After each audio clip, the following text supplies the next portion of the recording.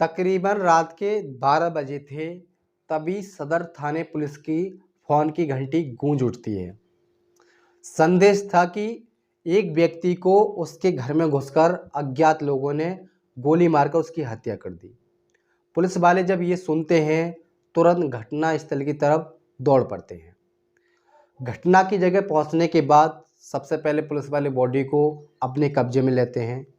कब्जे में लेने के बाद बॉडी को पोस्टमार्टम के लिए भिजवा दिया जाता है।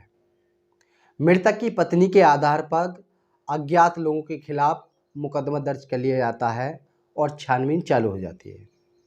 अंत में पुलिस वालों ने जब इस केस का खुलासा किया तो सभी लोग सोचने को मजबूर थे कि आखिर ऐसे कैसे हो सकता है।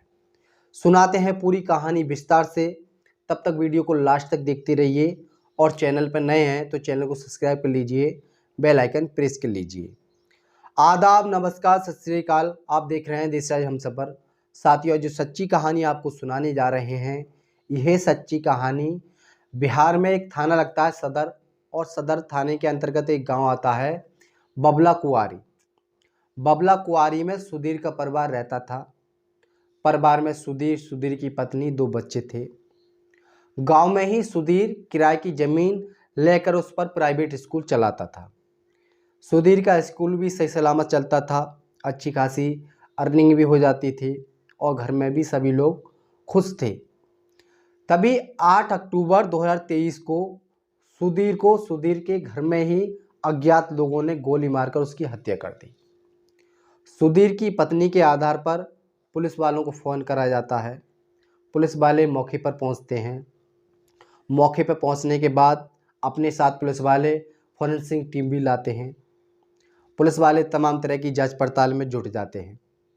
जो घर का मेन गेट होता है वो लगा हुआ पाया जाता है और जो बराबर में खिड़की होती है वो टूटी हुई पाई जाती है। पुलिस वालों ने ये अंदाज़ा लगा लिया था कि जो हमलावर आए थे वो शायद इसी खिड़की से अंदर घुसे थे और सुधीर को मारने के बाद यहाँ से निकल गए। सुधीर की पत्नी के आधार पर अज्ञात लोगों के खिलाफ मुकदमा दर्ज कर लिया जाता है और छानबीन में पुलिस वाले जुटे जाते हैं। साथ में पुलिस वाले मुखबिरों को भी लगा देते हैं। तमाम जांच पड़ताल के बाद पता पड़ता है कि सुधीर की मौत होने से पहले सुधीर की लड़ाई विनोद नाम के एक लड़के से हुई थी। अब सबसे पहले पुलिस वालों का शक विनोद पर जाता है। वो सोचते हैं कि शायद हो सकता है कि विनोद से झगड़ा होने के बाद विनोद ने सुधीर को मार दिया। अब पुलिस वाले विनोद की तलाश में जुट जाते हैं। काफ़ी मशक्क़त के बाद विनोद को गिरफ्तार कर लिया जाता है। विनोद को जब थाने लाया जाता है, थाने में जब उससे सख्ती से पूछताछ की जाती है तो पूरा घटनाक्रम सिलसिलेवार तरीके से बताता चला जाता है। दरअसल सुधीर और सुधीर की पत्नी ने प्रेम विवाह किया था और प्रेम विवाह करने के बाद उन्हें 2 बच्चे भी होते हैं। कुछ दिन के बाद सुधीर गांव में ही प्राइवेट स्कूल खोल लेता है। स्कूल में बने कैंपस में ही अपने परिवार को रखता था। सुधीर विनोद को भी अपने स्कूल में नौकरी के टीचर के पद पर रख लेता है।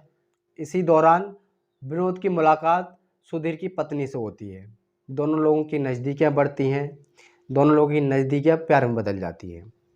जब सुधीर घर नहीं होता था तब विनोद और सुधीर की पत्नी दोनों लोग शारीरिक संबंध बनाते थे, मौज मस्ती करते थे। एक दिन सुधीर घर से कहीं काम के सिलसिले से बाहर जाता है। इसी बीच सुधीर की पत्नी विनोद को अपने घर बुला लेती है। दोनों लोग शारीरिक संबंध बना रहे होते हैं, तभी सुधीर आ जाता है। सुधीर अपनी पत्नी और विनोद को नग्न अवस्था में देखता है तो सुधीर का खून खौल उठता है और विनोद के साथ मारपीट चालू कर देता है। विनोद को बुरी तरह से पीटता है। पीटने के बाद उसे वहाँ से निकाल देता है और अपने कॉलेज से भी निकाल देता है। इसी बीच अब सुधीर अपनी पत्नी पर जुल्म का जो सिलसिला होता है चालू कर देता है। सुधीर आए दिन अपनी पत्नी के साथ मारपीट करता है, उसे खूब मारता पीटता था। अब सुधीर की पत्नी सोचने लगती है अब क्या करा जाए। तभी सुधीर की पत्नी विनोद को फ़ोन करती है। वो बताती है कि मैं तुम्हारे बिना नहीं रह पाऊँगी और मैं जीऊँगी तो तुम्हारे साथ और मरूँगी तो तुम्हारे साथ।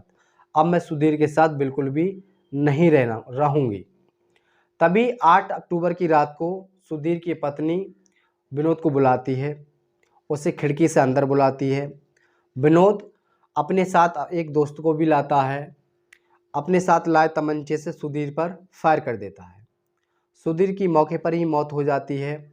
मौत होने के बाद सुधीर की पत्नी विनोद और उसके साथी को दोनों को बाहर निकाल देती है। पुलिस वालों ने विनोद और विनोद के दोस्त और सुधीर की पत्नी को गिरफ्तार कर लेते हैं और कोर्ट में पेश करने के बाद तीनों को जेल भेज देते हैं। साथियों, पूरी घटनाक्रम को सुनाने का उद्देश्य किसी को परेशान करना नहीं था, किसी का दिल दुखाना नहीं था।